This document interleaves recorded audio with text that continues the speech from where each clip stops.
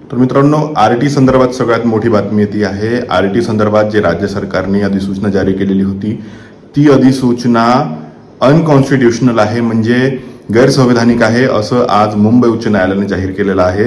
याचाच अर्थ काय, तर ज्या विद्यार्थ्यांच्या ऍडमिशन्स थांबलेल्या होत्या त्या कुठेतरी आता सुरू होणार आहे।